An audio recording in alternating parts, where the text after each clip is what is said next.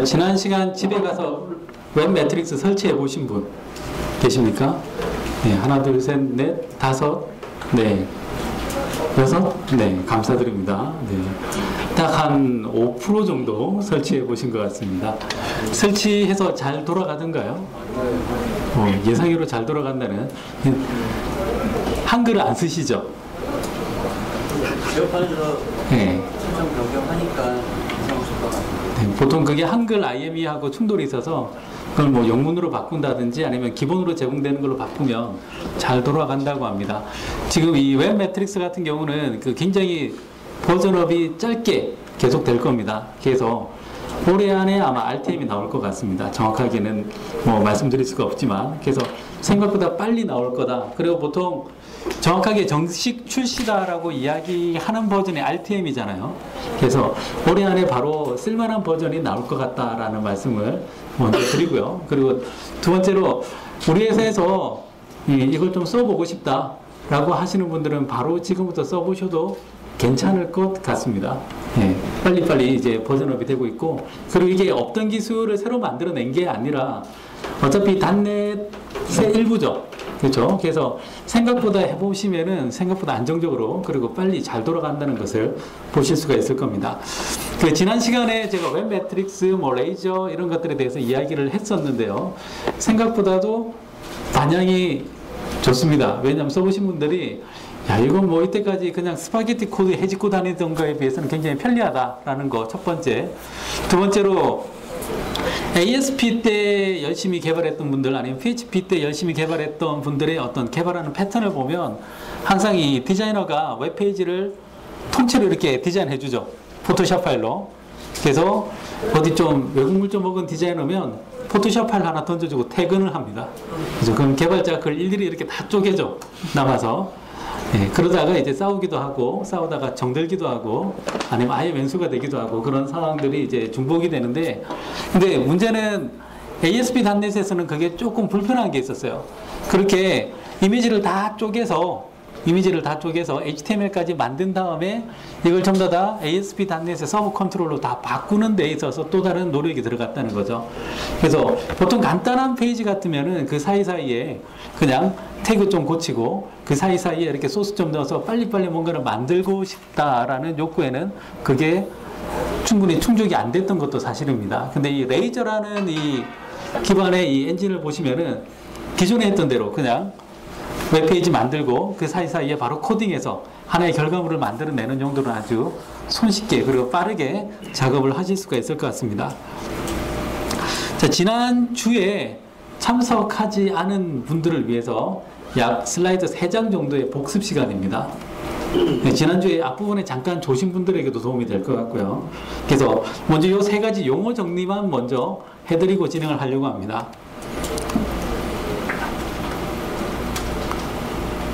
자, 이 레이저의 구성 요소는 크게 몇 가지가 있다고 했습니까? 네, 3가지. 네. 이쪽에 항상 이렇게 공부 잘 하시는 분들이 앉아 계세요. 그렇죠? 그리고 이쪽은 한 중위권, 여기는 이제 중하위권. 그리고 의외로 또 저 끝에 문 앞에 계신 분들, 네, 고개 내밀고 선생님 오신다 하시는 분들, 네, 그런 분들이 포진해 있죠. 네. 생각보다 썰렁하네요. 회심의 개그였는데. 네. 자, 레이저는 먼저 ASP.NET 레이저를 실행하기 위한 실행 환경입니다. 그렇죠? 이게 바로 런타임 환경이다라고 보시면 되고요. 다음에 웹페이지는 바로 웹페이지 자체를 의미한다라고 이야기를 했습니다. 그래서 이 웹페이지스를 구성하고 있는 기술은 C샵이나 비주얼 베이직 어떤 걸 사용해도 되는데 대신 랭귀지에 따라서 확장자가 틀려진다라고 얘기를 했습니다. 그래서 CS HTML이냐 아니면 VB HTML이냐에 따라서 파싱하는 방법이 달라진다라고 말씀을 드렸고요. 다음에 웹 매트릭스라는 개발 환경이 제공이 된다라고 말씀을 드렸습니다. 근데 반드시 이걸 써야 되냐? 네, 지금은 그 말이 맞고요. 시간이 좀 지나면 비주얼 스튜디오 2010하고 다 통합이 된답니다. 그래서 앞으로 점차적으로 통합을 시켜 나갈 겁니다. 그 통합이 안 될 수가 없는 것 중에 하나가 지금 뭡니까? ASP.NET MVC가 지금 3 버전이 나와 있죠. 네. ASP.NET MVC 3 프리뷰 1 버전이 나와 있습니다. 그 프리뷰 1 버전이 비주얼 스튜디오 2010이 역시 또 통합이 될 겁니다. 근데 여기에서는 아마 뭐 여러 가지 뷰 엔진들이 사용이 되겠지만 단연 레이저가 가장 각광을 받게 될 거라고 생각을 하고 있고요. 이 모든 게 비주얼 스튜디오에서 지원하기 위해서 다 뭐 서비스 팩이든 어떤 형태로든 다 통합이 될 걸로 기대를 합니다. 그래서 지금 현재로서는 이 웹 매트릭스를 쓸 수밖에 없지만 앞으로는 비주얼 스튜디오를 쓰시면 됩니다. 그래서 그냥 뭐 쉽게 이걸 가지고 뭐 이벤트 페이지 만들고 아니면 간단한 사이트 만들고 이러시는 분들은 웹 매트릭스로도 충분할 겁니다. 그게 아니라 좀 더 체계적으로 뭐 클래스도 좀 정리하시고 이러시는 분들은 비주얼 스튜디오를 쓰시면 됩니다. 근데 지금 어떤 우리 회사의 복잡한 부분, 제가 알고 있는 모 사이트가 있어요. 국내에서는 웬만한 은행권보다도 훨씬 더 많은 트래픽을 발생하고 있는 모 사이트가 있습니다. 이름만 들어도 다 아는. 네. 네. 입이 근질근질하지만 얘기는 못하고요. 근데 거기는 메인 엔진이 C샵입니다. 그리고 그 밑에 있는 뭐 기본 프레임워크는 비주얼 베이직으로 되어 있습니다. 근데 그 위에 이제 ASP.NET이 층층층 이렇게 올라가 있는데 거기서도 아직까지도 ASP를 그냥 쓰고 있는 데가 있어요. 그 뭐냐면 간단한 이벤트 있죠. 이렇게 화살 이렇게 돌려가지고 퐁 쏘면 이렇게 뭐 쿠폰 주고 포인트 주고 하는 그런 사이트 있죠. 그런 사이트는 그냥 만들었다가 금방금방 지워야 됩니다. 그래서 그런 데까지는 복잡하고 막 강건하게 뭘 만드는 게 아니라 그냥 ASP를 얼른 만들었다가 지우고 얼른 만들었다가 지우고 이런 용도로 쓰고 있습니다. 그래서 그런 용도로 레이저를 사용하기를 원하시는 분들도 꽤 많이 있다는 거죠. 되게 보면 이 웹 프로그램 자체는 라이프 사이클이 굉장히 짧습니다. 일반적인 업무용 프로그램 같은 경우에는 보통 라이프 사이클이 한 4년에서 5년 정도를 보고 있습니다. 그리고 웹 환경 같은 경우에는 2년에서 3년. 물론 이제 운영진이 마음에 안 들면 경영진에 따라서 뭐 6개월도 못 가는 그런 웹 화면들도 많이 있죠.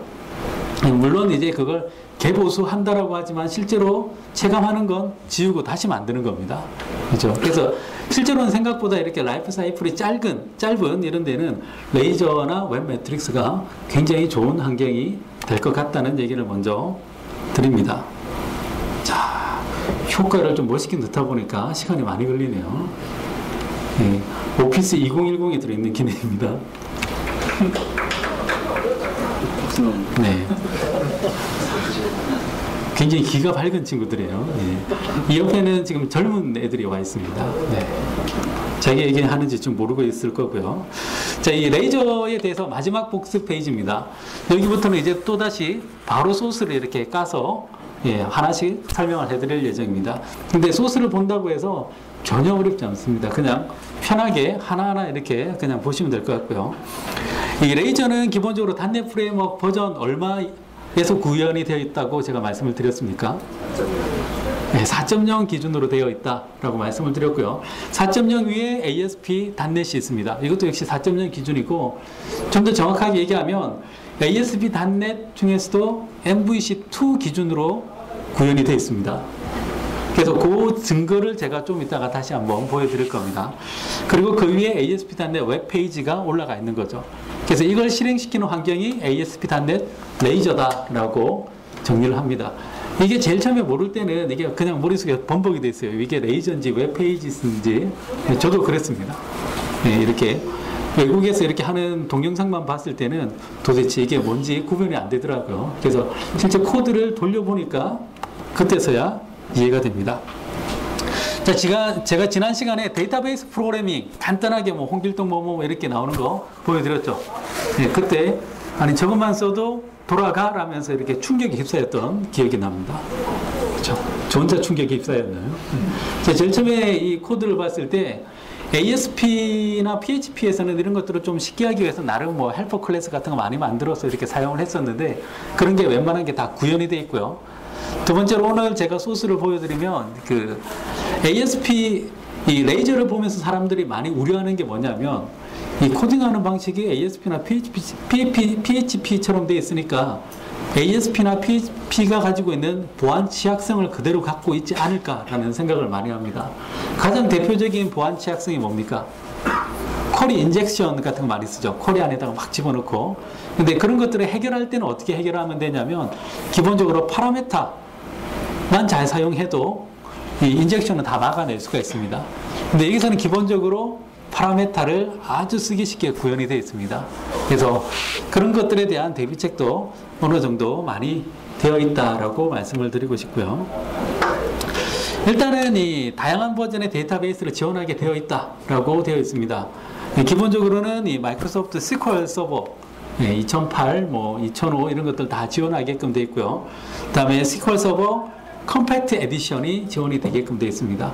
이 컴팩트 에디션에 대해서는 제가 좀 이따가 다시 설명을 해드릴 것이고, 다음에 지금 현재 가장 또 이 저렴한 곳에서 많이 쓰이고 있는 것이 바로 이 MySQL이죠. 그렇죠. 말도 안 되게 저렴하게 제공되는 그런 데이터베이스예요. MySQL은 유료일까요? 무료일까요? 예, 유료일 수도 있고 무료일 수도 있죠. 예. 근데 사이즈가 일정 규모 이상 되면 유료로 알고 있습니다. 그리고 두 번째로 MySQL의 소유자가 원래는 써니였죠. 써니였나요? 예, 지금 오라클이죠. 예, 지금 오라클로 되어 있습니다. 그래서 오라클 같은 경우에는 로우엔드에는 MySQL, 나머지는 전부 다 오라클, 이렇게 가기를 원합니다. 예, 실제로 이렇게 좀 저렴한 곳에서는 MySQL을 많이 사용을 하고 있습니다. 그래서 데이터베이스는 여기서는 MySQL까지 지원을 하게끔 되어 있습니다. 근데 저도 아직 시도는 못 해봤어요. 시도를 못 해봤던 게 뭐냐면, 이렇게 데이터베이스 연결을 이렇게 세팅하고 나면 그 다음부터는 이게 웹.config 있죠. ASP.NET 해보신 분들은 다 아시잖아요. 웹.config. 웹.config 안에 쿼리 스트링이 이렇게 바뀝니다. 그것만 수정해도 웬만한 데이터베이스에는 다 연결이 될 걸로 기대를 하고 있습니다. 저도 아직 해보지는 않아서 된다라고는 얘기를 못하고요. 그걸 고치면 다 연결이 될 것 같다. 그래서 오라클도 지원이 될 것 같다라는 생각만 해봤습니다. 자, 그래서 웹 매트릭스를 설치하게 되면 그 별다른 거 설치 안 하셔도 마이크로소프트의 이 SQL 서버 컴팩트 버전을 사용할 수 있게끔 되어 있습니다. 이 컴팩트 버전은 뭐냐면 PDA 같은 데서 사용하려고 원래 고안되어 있는 버전이고요. 그 오피스 안에 보면 액세스 파일 있죠. 그렇죠? 확장자가 .mdb 이렇게 들어가는 오피스의 그 액세스 파일하고 아주 비슷하게 동작이 됩니다. 데이터베이스가 하나의 파일 단위로 떨어집니다. 서버 단위가 아니라. 그리고 그 하나하나의 파일 안에 테이블이 들어가고요. 테이블에 대해서 SQL 쿼리를 날릴 수가 있게끔 되어 있습니다. 그럼 이 파일을 핸들링 할 수 있는 뭔가가 있어야 되겠죠. 그래서 이 컴팩트 에디션을 지원하는 그 런타임이 있습니다. 그래서 그것까지 함께 설치가 되게끔 되어 있습니다. 그래서 이 컴팩트 에디션을 이용해서 이렇게 파일 단위로 데이터베이스를 만들 수가 있다는 거죠. 근데 그거 PDA에서 쓸 때는 어떻게 썼을까라고 질문하시는 분들이 있는데, PDA에서는 PDA 내부의 어떤 데이터를 체계적으로 여기다가 정리를 하고요.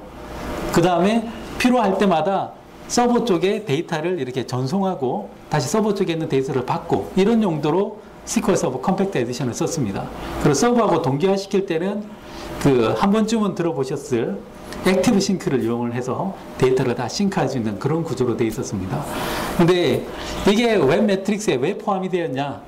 웹 매트릭스의 가장 기본적인 철학 중에 하나는 배포가 쉬워야 된다라는 게 있습니다. 그래서 배포를 쉽게 하려다 보니까 그냥 웹사이트를 이렇게 긁어다가 이쪽으로 그냥 카피만 하면 웹사이트가 통째로 이전이 되는 그런 형태로 하려다 보니까 파일 단위로 데이터베이스가 있으면 좀 더 쉽게 쓸 수 있지 않겠느냐라는 생각을 했던 것 같습니다. 그래서 이걸 일단 기본적으로 사용을 하는 게 좋다라고 이야기는 하지 않습니다.